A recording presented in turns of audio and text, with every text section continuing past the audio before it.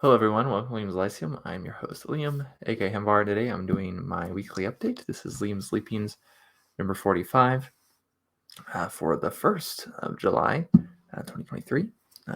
Happy Canada Day, or whatever other holiday it may happen to be. I'm not Canadian. Um, it's rather late, actually, recording this considerably later than normal. I just got back from a play of Sense and Sensibility with my wife.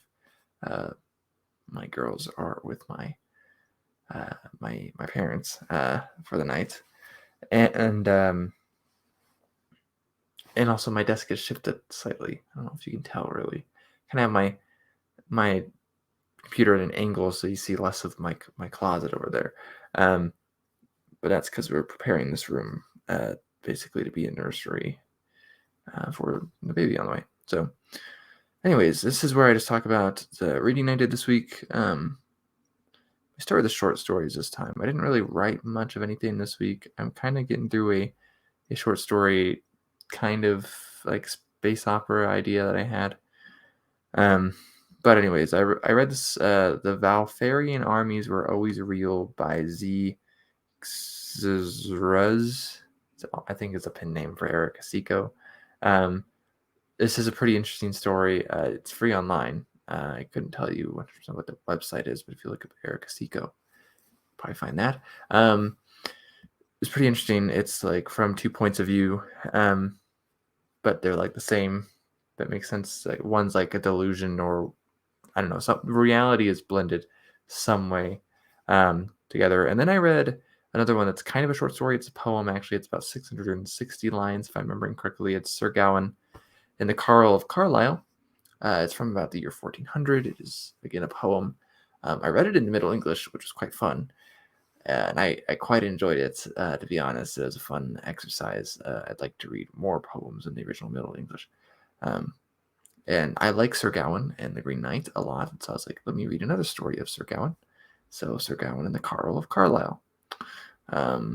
Yeah, it was pretty interesting. It had Sir Kay in it, if I remember correctly, and a bishop that I'm blanking on. My mind is all fuzzy. I'm sleepy. But it's been a good week. I've just been really busy. I did get a good amount of reading in though, which is good. So besides those two shorter stories, I did finish 4 novels actually. So I have one. I got 3 novels. I made a decent progress in as well. So finished Soldiers of Paradise by Paul Park, who I realize is Paulina Claiborne, who wrote one. This is his actual name, but he wrote one Forgotten Realms novel under the pen name Paulina Claiborne. I think this would be really good as a audiobook because that would just help you like get through it easier. The plot is kind of not there. Some people maybe who like slice of life stuff, which I'm not much of a fan of. There's a lot of philosophy or thought provoking stuff in this book though, and it is technically sci-fi. And then I finished Artifact of Evil by Gary Gygax, book number 2 in the Court of the Rogue. Books not as good as book 1. I have hopes for the other books. This is very much epic fantasy Gord the Rogue, where the first book is very much sword and sorcery Gord the Rogue. I believe it gets more epic fantasy from here on out, basically. I think it does take a little bit. It didn't feel like a ton of this to me, but I think later on it takes a little bit more of a eternal champion idea, so it becomes more cocky, and I guess, which would also be cool. This one felt more like kind of like your typical epic fantasy of the mid '80s, with some differences, of course. So I'll talk more about that when I make a review for it eventually. I did finish the novel Bird and the Bear by Gregory Amato, which reminds me I need to record a review for that. That is an arc I got. I believe the book comes out in August. I had an arc for the prequel novella, The Scald. Book was successfully kickstarted in May, essentially. So, yeah, this is a very fun, sword and sorcery, historical fantasy type of story. It's very comic though. It's very funny. It actually made me laugh out loud a lot. So I really enjoyed it. Again, I'll have thoughts on that. That one will probably be soon. For those unaware, I am like 4 months or so behind on the rest of my reviews. So Artifact of Evil, you'll be waiting 4 months for a review, but generally newer books get inserted on my extra day of reviews, which is Tuesday, if I have extra reviews, generally speaking. All right, so that's 3 books. The last physical book I finished, well, that I have physically, I should say, is Brotherhood of the Wolf by David Farland. This is book 2 of the Rune Lords. I really enjoyed this, actually. I almost wanted to get right into Wizardborn after finishing this. I was kind of surprised how much I enjoyed this. It's very typical fantasy in a lot of cases. It feels a lot like modern epic fantasy in a lot of ways, especially with its magic. Definitely seems to be have some like LDS or Mormon stuff in here that, I mean, you can pick up on if you know the discourse for it, but you probably wouldn't notice otherwise. And the author was, a member of the Church of Jesus Christ of Latter-day Saints, the biggest Mormon church, you could say. So that's very interesting. And it says here, the Rune Lords heralds the arrival of a serious contender for the Jordan crown. That's a quote by Michael Stackpole. And I just say this, at least, besides the fact that this is insanely epic, this is better than Wheel of Time. The first book, I felt like The Sum of All Men, which, while more in the traditional kind of Orientalist, like good versus evil range, was better, personally, for me, than The Eye of the World. And then Brotherhood of the Wolf is much better, I feel like, than The Great Hunt. So we'll see how the rest of the series goes, of course. But I thought this was awesome.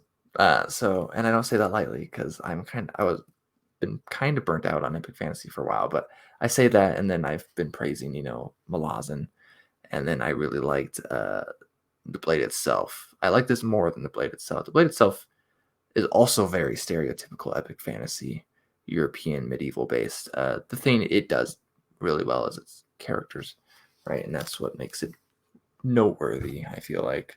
I think it gets better probably in the next books too. So I'll be reading those, continuing that soon as well. So the other books I have, 2 of the 3 that I read this week I don't have physically. So one is The Weave in the Void, which is coming out soon. It was all serialized, so I read it all that way. I'm reading the combined version I got as a Patreon for The Weave in the Void Patreon. So this novel, it's very Dragonlance-esque, very, very Dragonlance-esque. It's more consistent than Dragonlance. I found at least the first 3 Dragonlance Chronicles to be rather inconsistent. They kind of just go downhill for me. The first one was my favorite. The third one was my least favorite of those 3. But I really like T.W. Anderson. It's written by T.W. Anderson. He's written one of my favorite books. So, and this is very fun. So that should be coming out soon. Like, just as a 1-volume book. They're working on getting cover art now, so it might come out in like August maybe. And then the other book I'm reading is Palace by, I believe, Lisa Kuznak, something like that. Not a very long book, but it's a sci-fi. I didn't make a ton of progress. Again, this is an arc, actually. So I'm enjoying it, though. I am enjoying it. So I'll have thoughts on that as well when I'm done. Weave in the Void, Palace, Burden the Bear they will probably all get the Tuesday review treatment. And then the other book I'm actually decently close to finishing. I don't know. Maybe I have I think I have less than 100 pages now. Yeah. So, and that is Elven Star. You can't see most of it really well. Elven Star by Margaret Weiss and Tracy Hickman. This is book 2 in the Deathgate cycle, which is something that had been on my list for a couple of years. And I read the first one, Dragonwing, only last year. And I didn't think it was amazing by any means. It had a ton of potential. This is kind of in the same boat. Elven Star has largely a different cast of characters besides really one, Haplo. And it's not amazing by any means. But I think it has a lot of potential. And from what I've heard, the first 2 books are the weakest. Some would even say that book 2 is the weakest. It does have some interesting stuff. Kind of like the first book has these dwarves that are really whimsical. This has Zifnab, who's basically Fizban from Dragonlance, and he makes references to things like Star Wars and the Lord of the Rings and other real world events type of thing. So he's kind of funny. He's got a dragon that's also like kind of funny with him. So um, yeah, Elvis Star. I'm glad to be getting. Speaking of epic fantasy, right? So like I actually in some ways read more epic fantasy this week than I normally do by far. So but I thought I like the idea of making progress on a lot of the series I'm in the middle of. I haven't finished a big series in a while. I had planned to actually do a review or a video on all the series I had finished in 2022.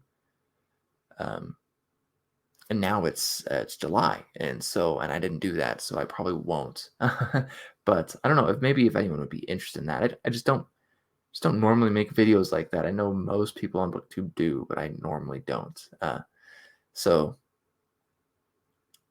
which would give me easy content to make, but at the same time, I don't know if it'd be easy because I generally, if I do record a lot of stuff like that, I just like second guess and I think, wow, this is mediocre. And then, but that's not me calling the rest of the book too mediocre. It's just a type of content I don't really care to record all that much for some reason. I don't want to feel like an entertainer in the sense I don't want to feel like a personality. I want to feel like a person. Um, and so I try to be very honest with my content. And I like short reviews, spoiler free, for especially for books that maybe be less popular or have very little or no content on YouTube. And then talk about other stuff that interests me as far as the literature and related things go. So yeah, anyways, you can find me in a bunch of places down below. Again, I'm on Patreon as well, where I try to entertain you with poems and short stories on occasion. I have a blog that's older than this channel, so if you like forgotten about stuff, that is the place to be, I think. So, anyways, what have y'all been up to? What have y'all been reading? Let me know. I guess you can say.